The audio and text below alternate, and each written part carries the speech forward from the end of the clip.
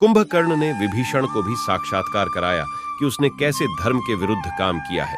कुंभकर्ण ने कहा, क्या धर्म है, क्या अधर्म है, इसकी व्याख्या देश और काल के अनुसार सबकी अलग अलग होती है। इस पर विभीषण ने कहा, नहीं, सत्य एक ही है, वह हर स्थान काल में एक ही होता है, इसलिए उसकी व्याख्या भी एक ही है। इस पर कुंभकर्ण ने कहा, तुम अच्छी तरह जानते हो, जीवन में कई बार वह समय आता है जिसे धर्म संकट कहते हैं। जब यह निर्णय करना कठिन हो जाता है कि उस समय प्राणी का क्या धर्म है, ऐसे ही अवसर पर हर प्राणी अपने अपने संस्कार के अनुसार अपने धर्म का निश्चय करता है। जैसे तुमने अपने भाई, अपने कुल और देश को त्यागना ही अपना धर्म समझा है, और मैंने अपने भाई, अपने कुल और अपने देश के लिए अपने प्राण न्योछावर करना अपना धर्म समझा है। कुंभकर्ण आगे कहता है, विभीषण, यदि शरीर में कोई रोग, कोई दोष भी आ जाए तो अपनी भुजा अपने शरीर का त्याग नहीं कर देती।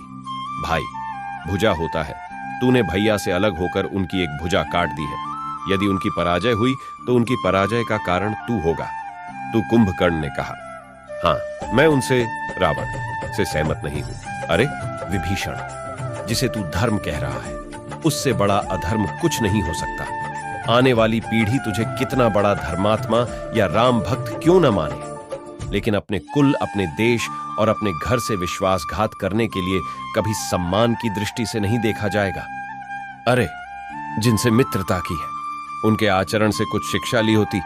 भाई के लिए भरत का त्याग देखा होता, भाई के लिए लक्ष्मण की सेवा और समर्पण से शिक्षा लेता तो तू अपने चरित्र पर ऐसा कलंक न लगाता। विभीषण इस पर विभीषण ने कहा, भरत और लक्ष्मण के पद चिन्हों पर चलने के लिए श्री राम जैसा भाई भी होना चाहिए, उसका क्या?